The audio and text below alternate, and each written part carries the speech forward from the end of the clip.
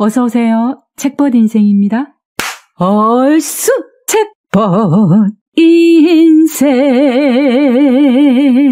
옛날 이야기 구독과 좋아요, 댓글로 사랑 부탁드립니다. 조선시대 광해군 때 대북파 양반 가운데 이시성을 가진 한 재상이 살고 있었다. 그는 본인의 부귀영화뿐만 아니라 아들 역시 관직을 빨리 얻어 승지벼슬에 있었기에 영화로운 삶을 이어가고 있었다. 그러나 재상에게는 의지할 데 없는 외로운 신세에 놓인 김시성의 사위가 있었는데 처갓집에 얹혀 함께 살고 있었다. 그런 사위를 주인 내외는 말할 것도 없고 하인들까지도 모두 멀리하고 시답지 않게 대하였다. 심지어 하인들의 자식들까지 김생의 이름을 마구 불러대면서 조금도 어려워하는 기색이 없었다. 그러나 김생의 아내만은 남편의 처지를 딱하게 여기고 극진히 대하였다. 사위는 처갓집에 머물면서 어둑한 새벽에 나갔다가는 아침이면 다시 들어오고 또 아침에 나갔다가는 밤이 되어 들어오곤 하였다. 그가 집으로 귀가할 때는 재상 내외는 물론이고 처남인 승지 앞에도 감히 나서지 못하는 처지였기에 뒷담 작은 문으로 해서 곧장 아내의 방으로 조심조심 들어오곤 하였다.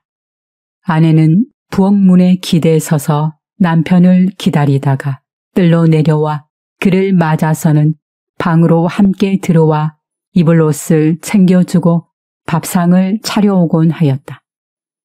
재상의 집에서는 하인들까지도 배를 두드리며 고기가 싫어 먹지 않건만 김생의 밥상에는 고기 반찬은 구경할 수도 없었으며 차려진 것이라곤 나물 반찬 몇 가지였다.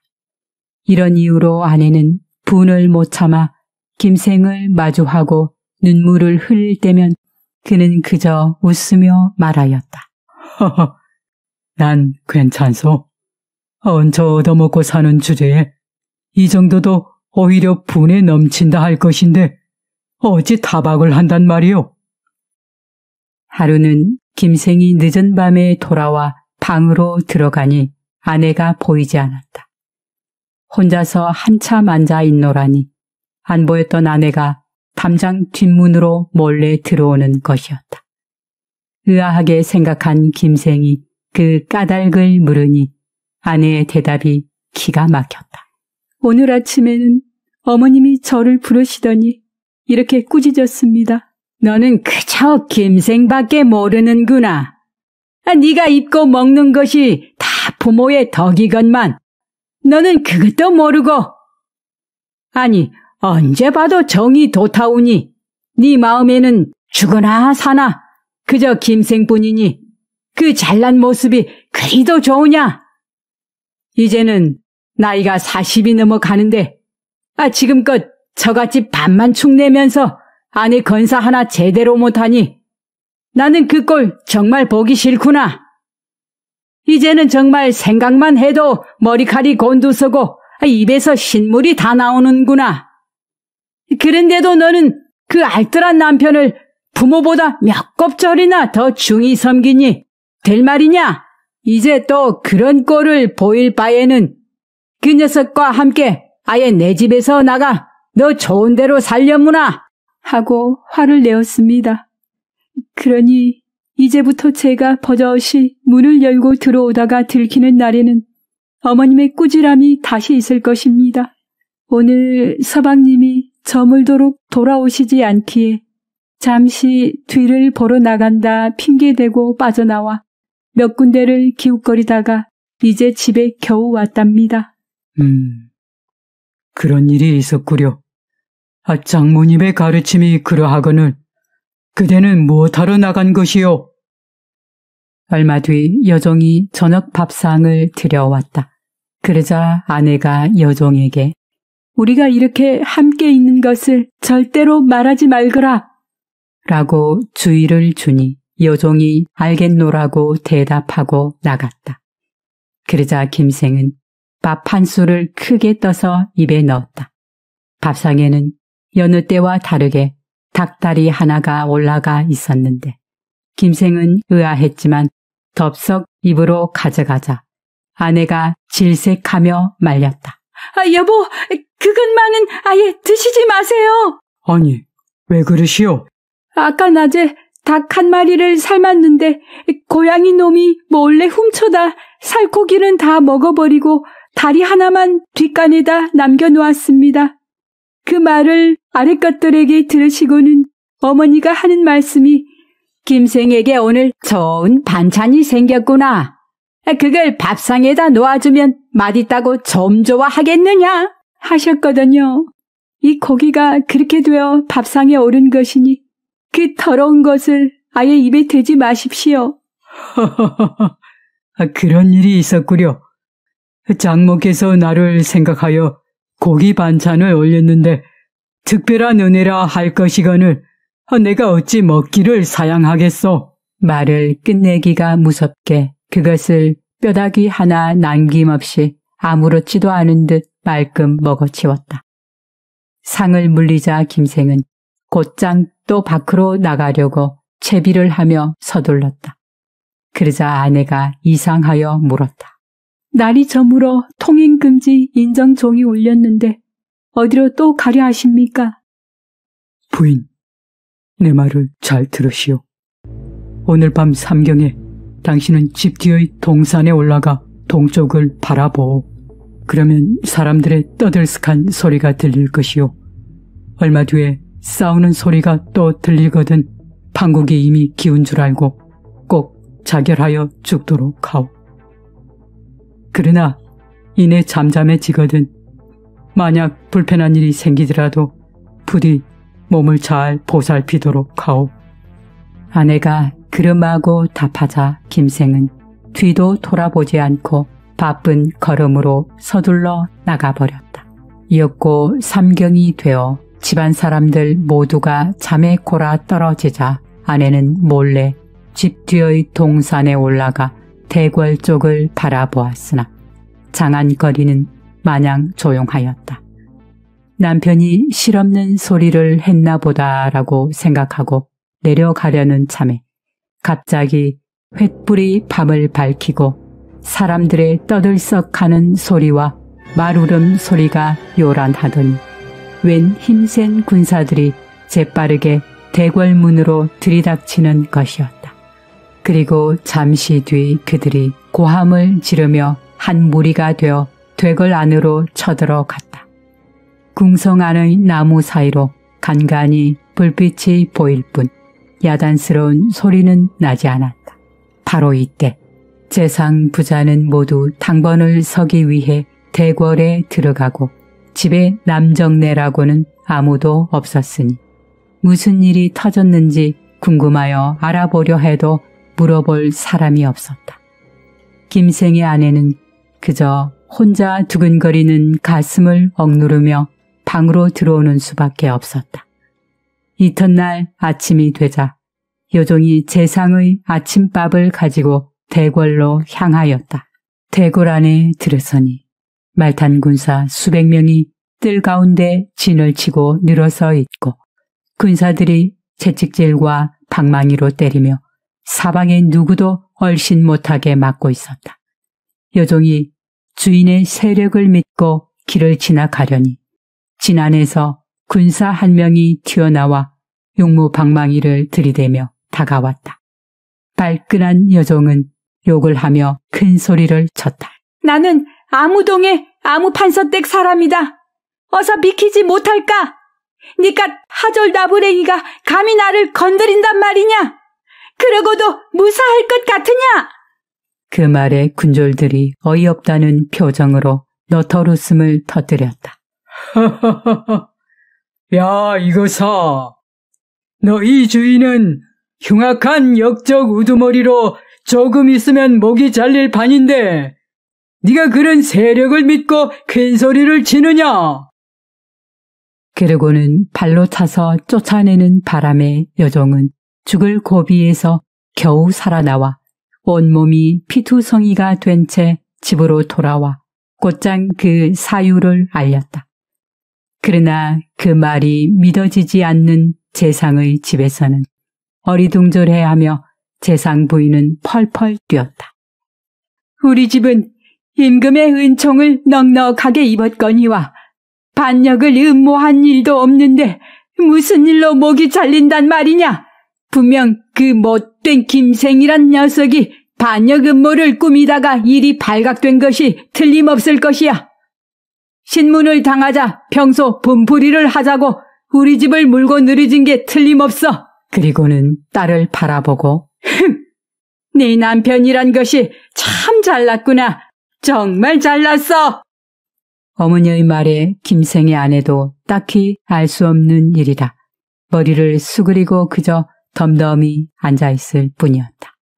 조금 있으니 난관 몇 명이 들이닥치더니 문서를 뒤지고 창고들을 봉하며 북새를 놓았다. 온 집안 사람들이 놀라 통곡하며 어찌 된 일인가를 물으니 난관들은 입을 다물고 아예 상대해 주지 않았다.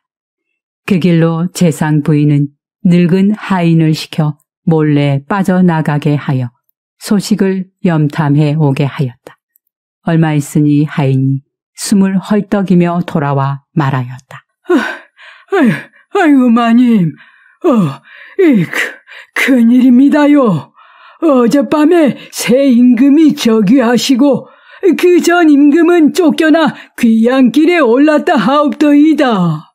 그리고 조정에서는 전 임금이 대비를 유폐시킨 것을 반역죄로 논하고 있다 하옵니다. 그래서 대감께서도 화를 면하지 못할 듯하여 소인이 의금부로 달려가 새 임금의 지시를 알아보았습니다. 그랬더니 역시나 대감과 작은 나리는 뼈가 부러지도록 온갖 혹형을 다 받았고 며칠 안에 사지를 찢어 죽일 것이라고 하더이다.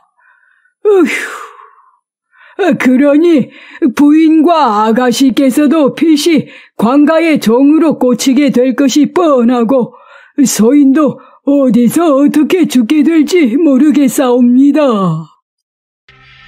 하인의 말에 부인이 한 소리 크게 부르짖고는 아이고 그만 땅에 쓰러졌다. 그러자 집안의 모든 사람들이 엎어져 통곡하였다. 바로 그때 늙은 하인이 눈물을 훔치더니 갑자기 재상 부인을 급히 부르며 말을 이었다. 좀 전에는 소인이 너무 황급한 나머지 한 가지 더 아랠 말씀이 있사옵니다. 어서 말해보거라. 예, 소인이 문틈으로 엿보았더니 대청에 젊은 관리가 앉았는데 이마에 금관자를 붙이고 있었사옵니다. 그런데 신기하게도 그 사람이 김생과 흡사하더이다. 세상에 비슷하게 생긴 사람이 어디 한둘이겠느냐. 그 녀석이 무슨 재주로 갑자기 이마에 금관자를 붙이고 거기에 앉았단 말이냐. 그러자 김생의 아내가 입을 열었다. 어머니, 세상 일은 미리 알 수 없는 모르는 것이오니 시험 삼아 다시 한번 가보게 하옵시오. 아이고, 너는 그저 그 알뜰한 서방만 믿고 허망한 생각을 품는구나. 내 가슴이 탄다, 다. 아이고, 소인도 다시 한번 가보고 싶소이다. 사실이 아니면 그만이 없지요 뭐. 늙은 하인이 곧 담을 넘어가 의금부 대문 앞에서 지켜보니 사령 두 사람이 요란한 옷차림으로 길을 치우는데 큰 길로는 10여 명의 깃발수가 두 줄로 늘어서 오고 있었다. 길 잡는 소리가 어마어마한 가운데 뒤에는 초흔 하나가 높게 굴러오고 그 위에는 차림새가 눈부신 젊은 재상이 당당하고 위엄있는 자태로 앉아있는데 따르는 사람들이 줄을 이었다. 하인이 눈을 크게 부릅뜨고 자세히 살펴보니 그 재상은 영락없는 김생이었다. 뒤를 밟아 가보니 길잡이는 곧장 대궐로 향하였고 젊은 재상은 길잡이를 따라 대궐로 들어갔다. 얼마쯤 지나 나와서는 숙직실로 들어갔다. 하인이 사령에게 물어보았다. 저분이 도대체 누시오? 아무개로 김판서지요. 혹시 본디의 고향은 어딘지 아시오? 아무데라고 알고 있어. 그럼 저분은 지금은 어떤 자리에 계신 거요? 현재 사복시 장학원, 사역원, 내의원 이렇게 네 관하의 제조로 계시지요. 그리고 이조 판서 의금부 지사, 어영대장에다가 춘추관과 성균관 동지를 겸하고 있지요. 하인은 됐다구나 하며 뛸 듯이 기뻐 돌아와서는 있었던 사실을 알리고 김생의 이름과 본향 그리고 나이를 김생의 처에게 물어보니 사령의 말과 모두 맞아 떨어졌다. 재상 부인은 그제야 얼굴에 화색이 돌았고 김생의 아내에게 말하였다. 내가 이 나이가 되도록 귀인도 몰라보고 살았으니 세상 헛살았구나. 지금껏 귀한 사위를 냉대하였으니 그 죄를 어찌해야 사죄할 수 있겠느냐? 그런데 당장 눈썹에 떨어진 불을 어찌해야 할꼬? 네 아버지와 오빠가 모두 같은 칼에 죽음을 맞게 되었으니 불쌍해서 어쩌누? 아가, 네가 생각을 잘하려무나. 낳아주고 키워준 부모의 은정을 생각했으라도 그간 냉대한 이 어미의 잘못을 용서해 준다면 내 다시 태어난 목숨이라 여기며 사는 동안 평생 사죄하며 살겠는데.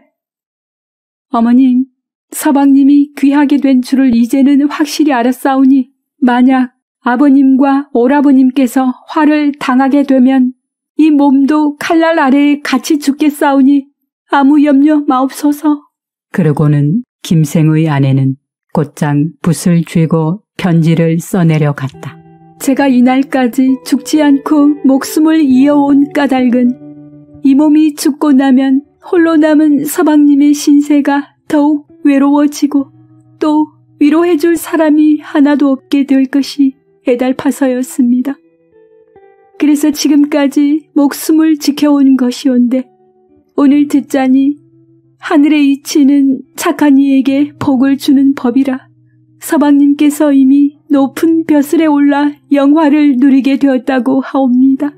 지난날에 고단하던 신세가 이제는 부귀 영화를 누리게 되었으니 이 몸은 이만 서방님 곁을 떠나도 무방하겠사옵니다만 제 운수가 기박하여 집안의 화는 갈수록 심해지니 죽으려는 이 몸의 애달픈 심사를 서방님께 전하옵니다.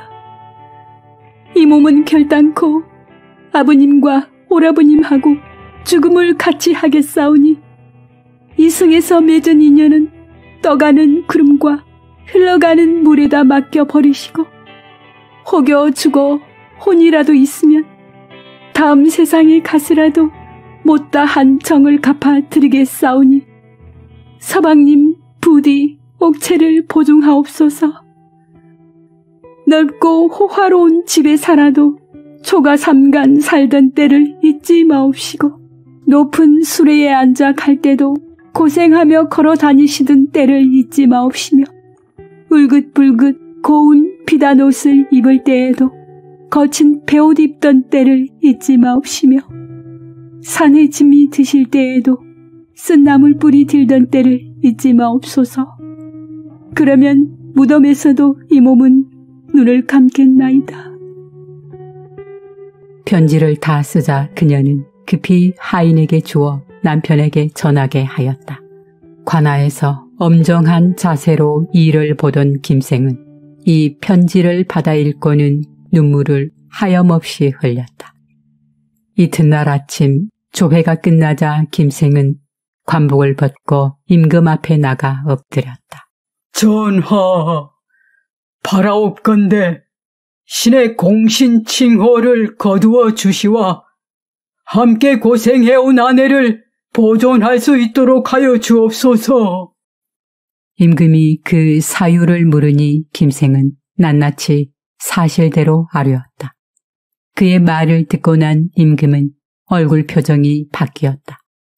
그리고 김생의 장인을 특별히 용서하여 좋은 고장으로 가벼운 귀향을 보내었다. 그리고 임금이 내려준 넓고 좋은 집으로 잘 지은 옷과 수레를 보내어 아내를 맞아들였다. 김생의 장모 역시 김생의 집에서 머물며 여생을 편히 보내었다고 전하여진다. 오늘 이야기는 여기까지입니다. 다음은 저의 소견을 간략하게 말씀드리겠습니다. 이 이야기는 무능한 사위라는 이유로 서러운 처가살이를 이어가는 남편을 아내가 받들고 밀어준 덕으로 큰 환난 속에서도 남편은 아내를 지켜내어 부부가 영화를 누리게 되는 이야기입니다. 또한 조선 500년에 유일무이하게 자식이 어머니를 폐위시킨 역사적 사건인 인조반정이 기반이 되기도 하였습니다. 고생 끝에 낙이 온다는 말이 있듯 무능한 남편을 믿고 기다려준 아내 덕으로 주인공이 반전의 모습으로 귀결되는 것이 이 이야기의 묘미라 할 것입니다. 두 사람의 힘을 합치면 그 힘의 능력은 둘이 아니라 무한대가 된다는 말도 있듯 사람의 능력은 알 수 없지만 작중 김생 부부처럼 어려울 때일수록 서로 지지해주는 선한 관계를 맺는다면 그 선은 마르지 않는 샘처럼 영원할 것이라는 깨달음을 얻습니다. 긴 영상 시청해 주셔서 감사합니다. 더 좋은 영상으로 저는 또 찾아뵙겠습니다. 책벗 인생이었습니다.